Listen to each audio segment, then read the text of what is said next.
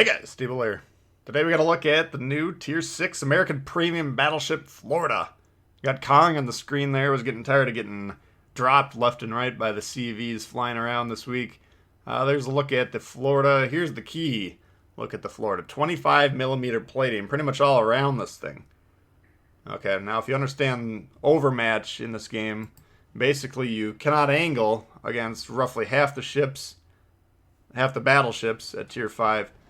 About 2/3, give or take, maybe 60% or so at Tier 6 can overmatch your armor. That means their gun caliber is sufficiently big to just blast through this relatively lightly armored plating that we have on this.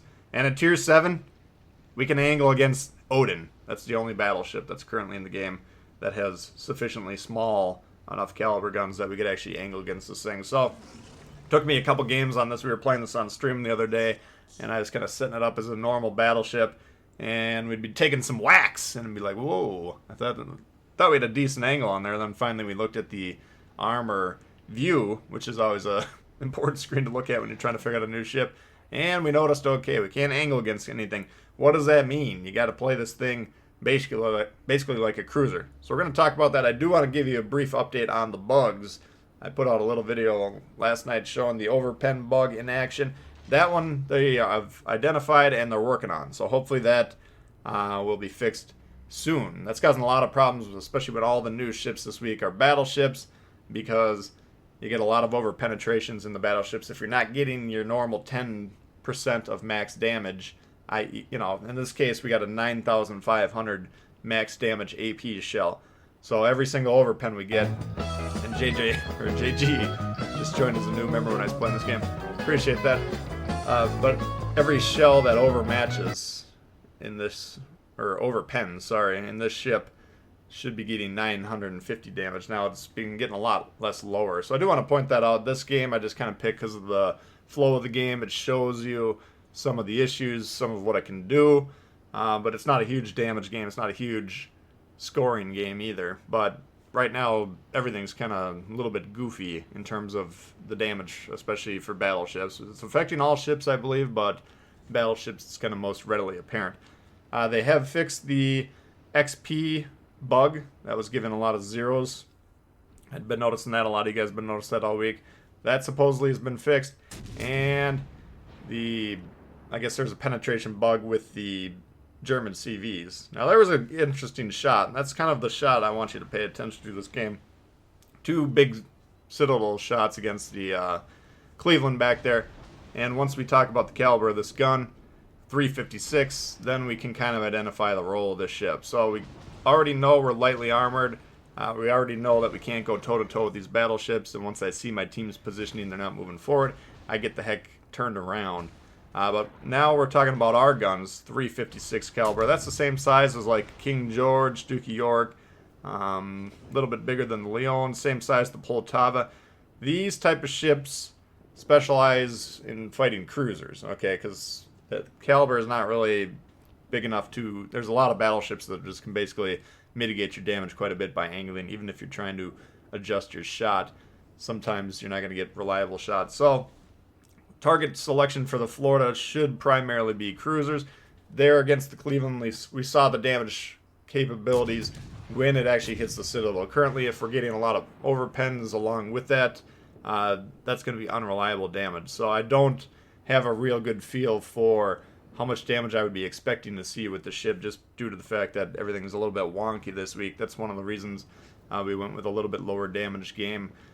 So if you see this in the future, i.e. beyond June 2021, assume that the damage capabilities of the ship are greater than what we're demonstrating in this game. Again, I want to mainly focus on positioning and just kind of demonstrating what the ship can do based on its known capabilities. So that's the rundown on the Florida. You got good speed. You got 27 knots on this thing. I do want to point out, just because we have the same caliber guns as the King George, I don't think it's a fire starter like those ships are. We got a 22% fire chance on this one as opposed to like a 41% chance on the King George. So don't be looking at this saying, okay, those look like King George guns, maybe I'm just going to try and burn everything down. That's not going to yield that reliable results either.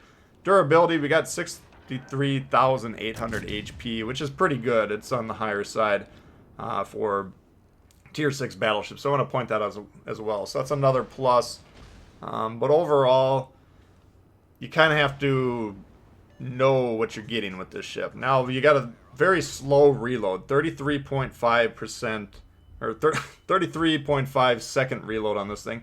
And the AP damage is the second lowest of the tier, just above Scharnhorst at 9,500, like we mentioned earlier. And we're going to see some angling issues here. Like, you can look at the diagram at the bottom. We're very steeply angled. We'll be taking some shots from these guys. There's nothing we can do. But getting back to the damage, basically we got this very low damage output and the highest reload at the tier at 33.5 seconds. That means the damage per minute, which is kind of the standard of judging damage for the ship. I haven't done the calculation, but it's got to be among the lowest at the tier. Okay, so you got a very low damage output type ship. You got a ship that battleships can whack around, and you got a ship that, compared to the cruisers, that when we're going to be looking at ships that battleships can be whacking around, I think that's the more fair comparison.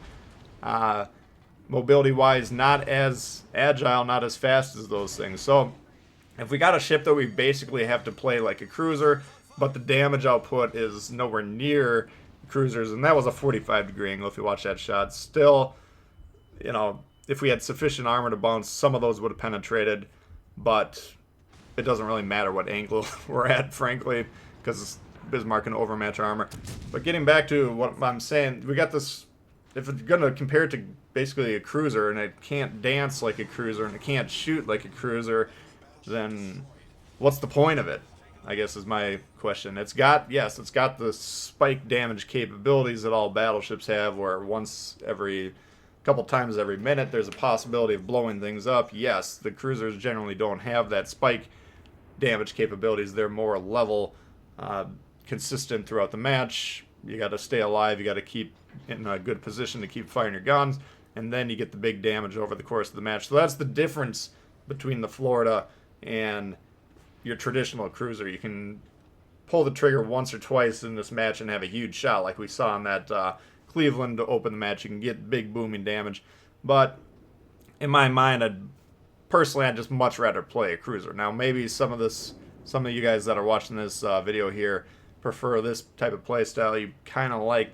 playing battleships quite a bit, but you want to play it a little bit more like a cruiser.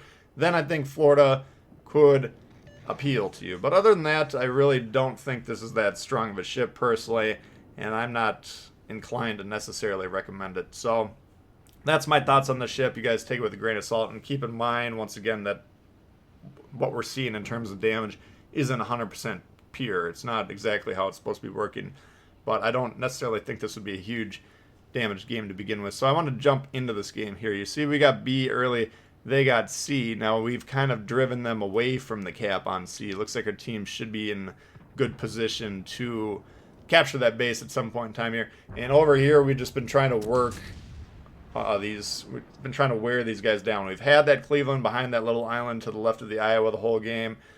We've gotten rid of that Bismarck.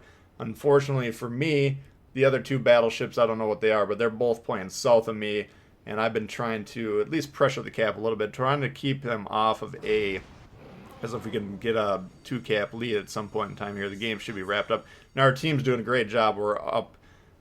We've killed 5 ships. They've only killed 1. So at this point in time, I'm being a little bit less worried about protecting myself. We see Iowa disengage, and here's when I move forward. I'm not going to press this Cleveland one that Iowa is there throughout the majority of the match, because if I move in to that Iowa, and once again we can't angle against him, we can't protect ourselves from the Iowa at all. So the closer I get to the Iowa, the more likely I am to get wiped out very quickly. But as soon as he blocks himself by moving on that other side of the island, I'm moving into A, number one, to hopefully cap the base, but I'm also going full speed towards this Cleveland. I want to get as close to him as possible, wipe him out.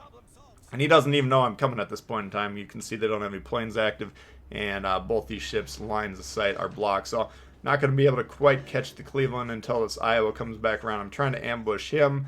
Checking the map, looks like he's pulling just away slightly. So we aim up a little bit, hoping for some juicy shots. Not a lot of action here. And again, these guns, I'm not finding them to be that great against battleships. And once again, grain of salt. The guns aren't performing as intended right now, so whether or not they're ringing true or not, we can't be certain, but there are low caliber guns going against high caliber or high millimeter plating, thick millimeter plating on these tier 7 battleships. So, you know, it is what it is. For me personally, I'm not really feeling the utility of and there's some overpins there. It looks like, I don't know if the damage registered properly on that shot or not, but, you know, I'm just not really looking at this ship on paper, and haven't played it 10, 15 games now. I'm not really finding it to be that useful, at least how I would like to be using it. So, anyway, we got the Cleveland down. Looks like the Iowa went down as well. We're going to go ahead and flip A here, and that should be a pretty good wrap on this game. So, I was explaining the ship a lot when we were doing it, but it was basically just trying to dance, keep moving, trying to whittle that first Bismarck down, who is the main aggressor on the cap. And then once we got him down, Iowa decided, okay, I've had enough of this.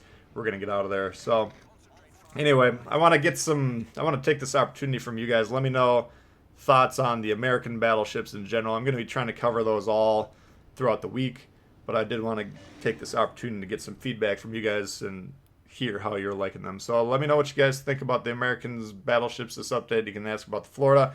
Questions, comments, you know the drill. Thumbs up if you like the video. And we'll see y'all later. Peace.